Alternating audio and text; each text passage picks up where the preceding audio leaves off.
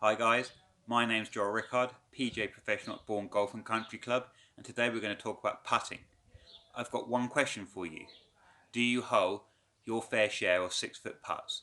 The answer is, of course you don't. You'd love to be able to hole a few more, and you think it would be an easy way to shave a few shots off your score. But do you understand why you miss those putts? And crucially, do you ever even practice putting from that range? The answer is, you probably don't. And I know where you are. You're not on the putting green. You down the driving range, got that great big basket of balls, haven't you guys? And you're smashing drivers one after the other, wailing away to see how far you can hit it. And why wouldn't you? It's a great area of the game to practice. It's so much fun. Seems like it's much more fun than 6-foot putts. But you got to practice that area, even if you don't think it's much fun. But I'm going to make it more fun for you today, guys. In this video, I'm going to give you both an understanding of what it takes to hole putts of that length, and then some really fun drills that you can take to the putting green so that you can make this area of the game more fun to practice.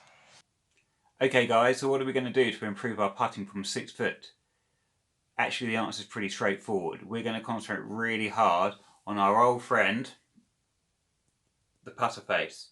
We're going to make sure that we have this putter face square at address and square at impact. Now I know what you're thinking. Come on Joe, I know that already. I know that my putter face is square at address and impact. It must be something more complicated than that. But do you? Do you know that your putter face is square? Do you understand how precise it has to be in order to ensure that you can hole a 6-foot putt? So in an interesting study by Hurry and McKay, and I'll give you the reference in a bit, they wanted to know what factors contributed towards whether a ball would start on its initial target line or not. And basically they concluded there are two factors. One was, as we've said, the putter face and whether or not it was pointing left, square, or pointing right. And the other was path, which is basically the direction the lump of metal is swinging in. And hopefully, of course, we want it to be swinging a little bit more on that kind of path, which is a square path. Okay. Now, what Hurry and McKay discovered was that club face angle amazingly contributed to the initial direction in which the ball left the putter face by 92 to 95%. Now, if that hasn't convinced you of the importance of club face angle for putting, have a look at this table here. In this table, what you can effectively see are the tolerances for degrees out from square to be able to hole putts from certain lengths. Have a look, for example, at 6 foot.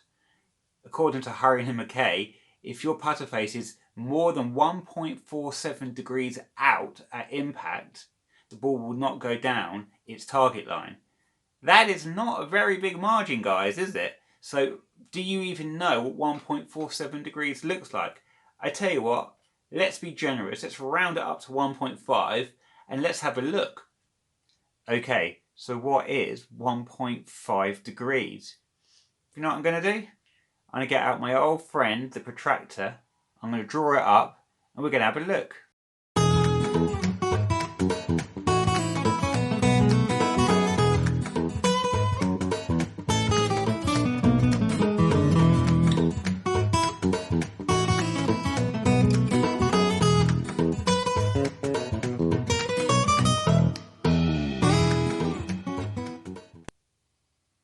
Okay, if you could spot the difference, and it was probably because I was directing your attention towards it, so you were looking really carefully.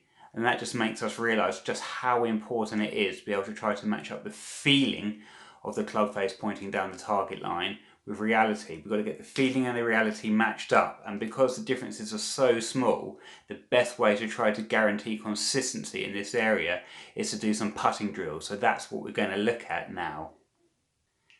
Putting drill 1 involves using one of these. It's a putting mirror. So basically you lay it down on the floor, you pop the ball in, and you line your putter up with this line. You can line your shoulders up and you see where your face is in relationship to all these different lines. Now if you don't have one of these, it doesn't really matter because I'm going to give you some other drills, but this is how this kind of drill looks.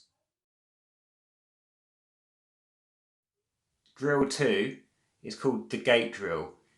My variant of it for home use involves 2 massive books, and you pop those books down on the floor where you get the gap, the putter width away, and you see if you can swing down the gully, okay? And it looks a little bit like this. Drill number 3 is called the 2-ball drill. It's called the 2-ball drill because it involves 2 balls. You can also use 2 targets. So what I've got here is 2 sleeves of balls. I'm going to pop those 6 feet away. You line up the first ball on the toe and the other ball on the heel, and you try to strike both balls at the same time. If you strike both balls at the same time, they will run parallel with each other and hit the 2 targets at the end. If you strike one ball before the other, they will cross over. It looks a little bit like this. The 4th and final drill is called the rolling pin drill. This is definitely my favourite and it's the hardest to execute, because basically what you're going to do is you put the rolling pin down at 90 degrees to your target line, and yes, there you can see a line that I have made in the middle, so that I'm going to make sure that my putter face makes contact in the middle where that line is. My wife actually walked in whilst I was drawing that line on the rolling pin with absolutely no context, so what I was doing, thought I'd completely gone mad. But it is a great drill, guys, and this is what it looks like.